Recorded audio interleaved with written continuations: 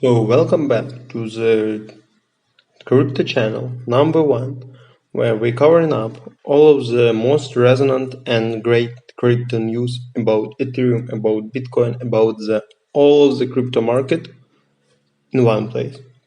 So today we're gonna talking about Coinbase's quarter two profits top $1.6 billion as Ethereum volume surpasses Bitcoin's for the first time.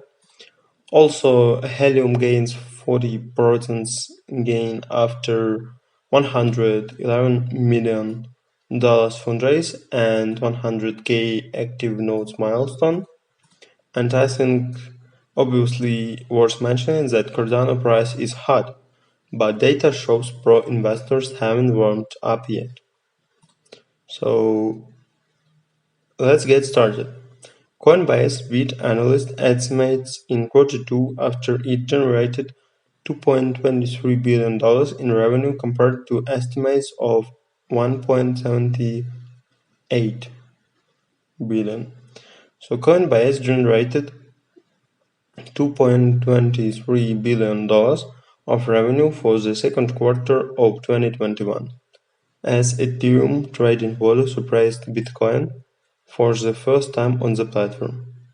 Coinbase posted its quarter two report on August 10, and the crypto exchange's revenue beat analysts' predictions, with industry standard financial estimators Refinitiv forecasting $1.78 billion in expected revenue for the firm.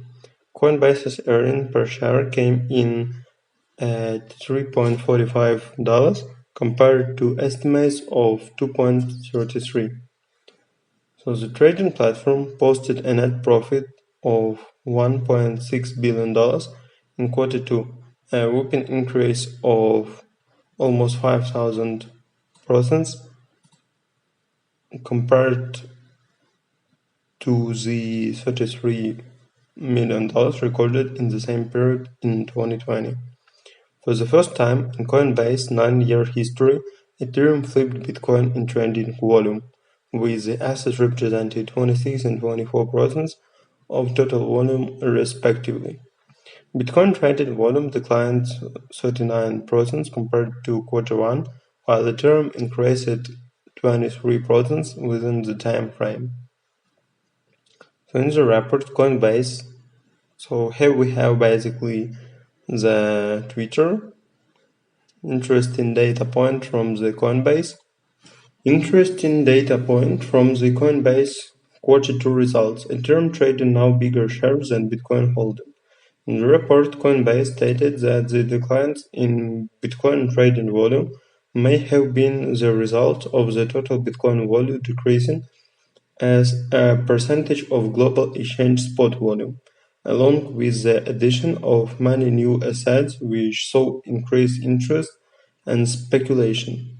So the firm attributed the rise in Ethereum trading volume to the growth in decentralized finance and NFT ecosystems, along with increased demand due to Ethereum 2.0 staking. Coinbase saw a 38% increase in total volume compared to quarter one, with the firm processing $462 billion of volume in the second quarter. Went to CNBC and explained that everyone is underestimate Coinbase and Bitcoin, along with why AMC should Bitcoin on their balance sheet. Slowly but surely, we continue to show the world why this is the most important technology. So retail monthly transaction users grew to 8.8 million, up 44% from quarter one 2021. Verified users were 68 million. We now have over 9,000 institutions who continue to deepen and broaden their activities in the crypto economy. Retail traders accounted for $145 billion worth of total volume, while institutional investors represented $317 billion, equating to increases of 20% and 47% compared to Q1 respectively. 10 of the top 100 largest hedge funds in terms of assets under management are clients of the platform. In addition, in a recent month, we have formed partnerships with industry leaders including Elon Musk, PNC Bank, SpaceX, Tesla, Third Point, and WisdomTree Investments. So I think this is huge. This shows us the developing of crypto community, of crypto exchanges, that the volume increasing and the crypto exchange basically earning more money. So I think it's only go up. So it's really interesting. So let's talk about Helium. Gained 40% after $100 million fundraise and 100,000 K active nodes milestone. HNT price hit a 3-month high after the network's active nodes surpassed 100,000 and the project raised $111 million through the token sale.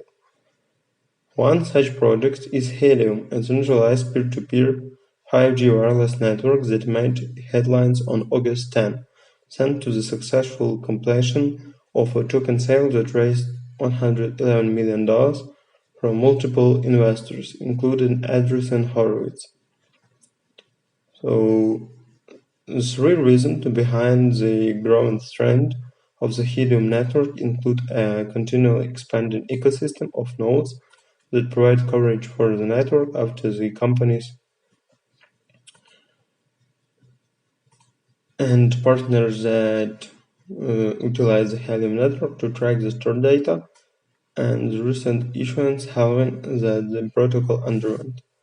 The People's Network hits 100,000 nodes.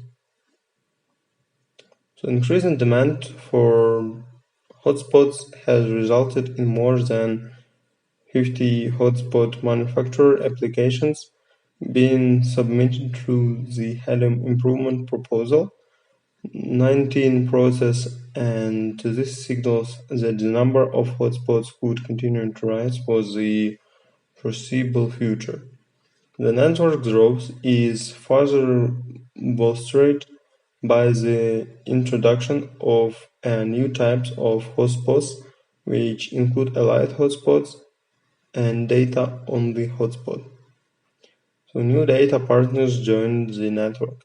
Another bullish factor behind AT&T's recent move is they expecting a list of data partners using the low-cost network.